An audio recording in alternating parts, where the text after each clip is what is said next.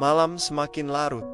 Ombak bergulung semakin tinggi, angin semakin liar. Suara gemuruh laut bercampur dengan suara aneh yang tidak bisa dijelaskan. Tangisan samar yang tadi terdengar kini berubah menjadi campuran tawa dan bisikan. Suara itu bergaung dari segala arah, membuat Raka merasa seperti dikepung sesuatu yang tidak terlihat. Intan masih berdiri kaku, matanya kosong, tubuhnya dingin, dan kakinya melangkah pelan ke arah laut, seakan ada magnet kuat yang menariknya. Raka berusaha menahan dengan sekuat tenaga. Kedua tangannya melingkari tubuh Intan. Tapi anehnya, langkah Intan tetap maju. Pasir di bawah kakinya terinjak pelan, meninggalkan jejak yang langsung tersapu ombak. "Tan, dengar aku, jangan jalan ke sana. Itu bukan tempat kita," teriak Raka. Suaranya pecah diterpa angin. Tapi Intan seperti tidak mendengar. Bibirnya bergerak, berbisik lirih. Dia manggil aku. Dia butuh aku. Raka semakin panik. "Siapa?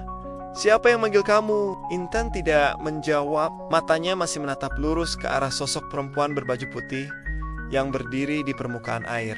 Sosok itu kini tersenyum lebih lebar. Wajahnya samar diterangi cahaya bulan, rambut panjangnya tergerai, melambai tertiup angin, dan kain putihnya berkibar, seolah-olah menari bersama ombak. Lalu tiba-tiba, sosok itu bergerak maju. Bukan berjalan, bukan berlari, tapi meluncur perlahan di atas permukaan air, mendekat ke arah mereka. Suara tawanya semakin jelas, tinggi, menusuk telinga. Raka merasakan kakinya melemas, tapi ia tahu ia tidak boleh mundur. Ia merangkul Intan semakin erat. "Tan, jangan lihat dia, fokus sama aku. Lihat aku, bukan dia." Raka mengguncang tubuh Intan, berharap kesadarannya kembali. Namun Intan malah tersenyum samar, matanya masih kosong. Dia janji aku gak akan ngerasain sakit lagi. Dia janji aku akan selalu bahagia kalau ikut dia. Roka tek sekaci, kata-kata itu menusuk hatinya. "Bahagia apaan? Kamu bahagia sama aku, Tan. Jangan percaya sama dia." Tapi tiba-tiba angin berhembus lebih keras, membuat suara Raka hampir tak terdengar. Ombak tinggi mendadak menghantam tepi pantai. Airnya sampai membasahi kaki mereka. Saat itu juga tubuh Intan ditarik semakin kuat ke arah laut. Bukan oleh ombak, tapi oleh sesuatu yang tak terlihat. Raka berteriak, menarik tubuh Intan sekuat tenaga. Namun semakin kuat ia menahan, semakin berat tubuh Intan terasa. Seakan ada tangan lain yang menggenggam dari arah laut, menariknya pergi. "Lepasin dia!" teriak Raka ke arah sosok putih itu. "Kalau mau ambil seseorang, ambil aku, jangan dia." Sosok perempuan itu berhenti sejenak, lalu kepalanya menunduk sebelum perlahan menoleh ke arah Raka. Dan saat wajahnya terlihat jelas, Raka hampir kehilangan napas. Wajah itu cantik, tapi pucat dan dingin, dengan mata yang hitam pekat, tanpa bola mata. Bibirnya bergerak, dan suara bergema di kepala Raka. "Kamu gak bisa melawanku, dia udah milikku. Dari awal dia datang dengan pakaian hijau, dia udah milih ikut denganku." Raka membeku. Kata-kata itu menusuk, membuat tubuhnya gemetar, tapi ia menguatkan diri, menatap balik ke arah sosok itu. "Enggak, dia milikku, dia kekasihku. Aku gak akan biarin kamu bawa dia." Intan tiba-tiba tersentak, tubuhnya semakin dingin. Ia menatap Raka, matanya berkaca-kaca. "Kak, aku sayang kamu, tapi aku capek." Air mata Raka jatuh.